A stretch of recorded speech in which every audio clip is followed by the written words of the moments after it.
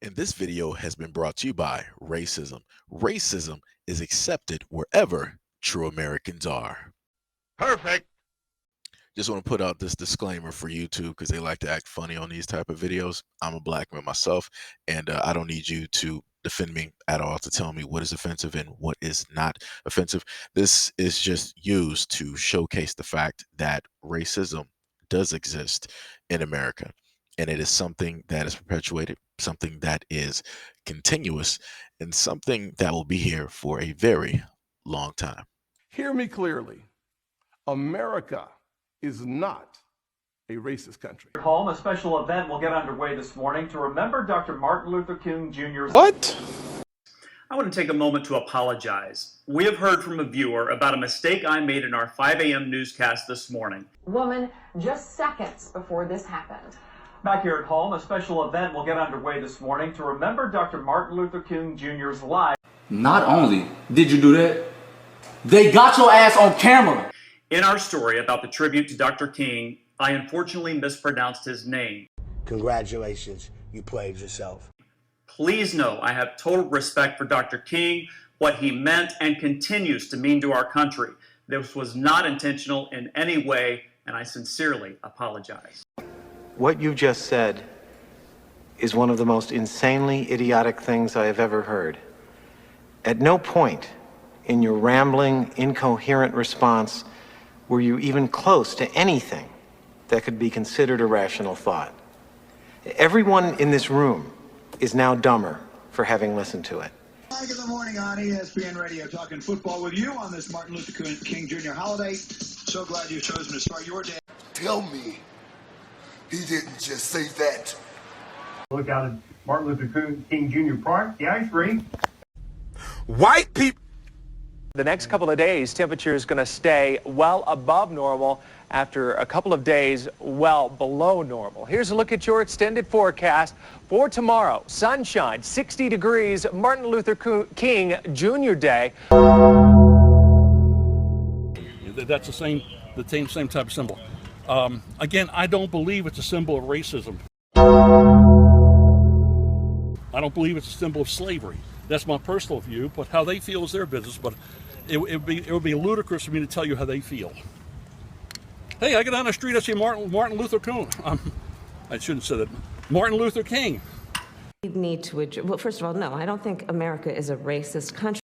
All right, guys, welcome to episode 1 of Shit That Hiring Managers and Recruiters Have to Deal With on a Daily Basis, a series that nobody asked for, but I'm about to do it anyway. So here we have a voicemail, a 3-minute long voicemail of a lady trying to set up an interview with me. I'm only going to play the last little bit because I don't even know what the fuck she's talking about, but whatever. And unfortunately, I am legally not able to work with anybody that's ethnic or minority or that's excessively black, mostly because I have a Caucasian Irish English background. Also because a lot of the Hispanic and the blacks and, people that do that, they tend to be kind of questionable and from foreign, areas or Native American. And unfortunately, because of my background, I can't be associated with that. Now, again, this fits back into something that I did before, which is never forget. And the main reason I'm showcasing this is, in a sense, this is a part of history. This has to do with the things that Black people have endured and have constantly endured at this moment in time and will further endure in the future, because these things are commonly taught directly within these communities by these exact same people. It doesn't matter if there's great-grandfathers, their grandfathers, or even their fathers. They're all consistently teaching these exact same things. Notice what every single guy, Caucasian American, right, European, pagan, notice what they said up there and did. Once they caught themselves in what they normally state, how it is that they see Black people, how it is that they described Martin Luther King, they automatically went back and tried to correct themselves. Some of them really didn't even give an apology. One of them did give an apology. He was like, oh, well, that's not how I really see, the civil rights movement was great. I really respect him. If you did, you would have actually gotten his name right. For whatever reason, it's quite amazing when you got white people that want to make excuses for why it is that they can mess up on certain words. But notice how black people don't do that. If we say something, we saying it because we mean it, right? And we stand directly on that. When everybody else does it, it's like, oh no, I really didn't mean that. I didn't know exactly what it meant. It's always this type of, oh, now I'm caught. People understand, people really see exactly who I am. Let me make up a quick excuse. Let me bring up some, mixed race family members. Let me bring up that one black child that ain't really black, but they're 50-50. Let me sit up there and bring up that, black husband or that boyfriend or that girlfriend or that wife. Let me bring up that neighbor. Let me bring up that coworker. Let me bring up Gerard, the mailman, right?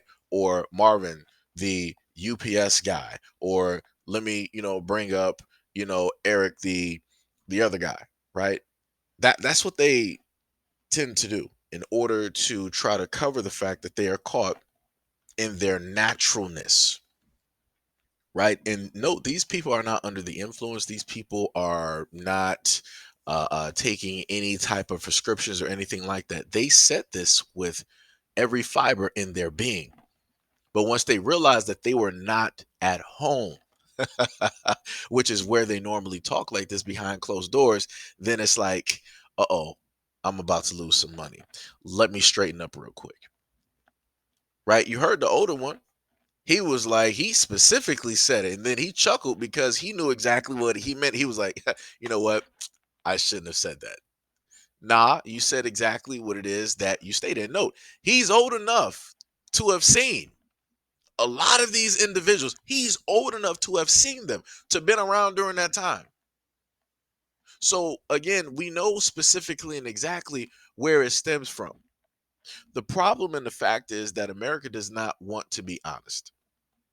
They don't want to specifically talk about these things. They don't want to specifically bring these things directly up because they know how it's going to make the main majority of America look. So now what America is doing, they're allowing a whole other group in there to, in a sense, become the new them and to also start to do the exact same things historically that they have been doing to also further escape whatever is going to come that is supposed to come directly to them, which is accountability and responsibility for all of the actions that have taken place by your people. This is why they're allowing a whole nother group to, in a sense, usurp the throne because they're allowing it willingly by choice. They pick and choose who it is that they want to take the crown, right? And that's what's happening. But no matter what it is that you do, that you decide to do, how it is that you decide to run, you could be in Elysium, be on a space station with the Medusa. You can run off to Mars. You could try to go off to Andromeda or the next nearest star that's an Earth-like planet. You're still going to be held accountable for the things that you have done.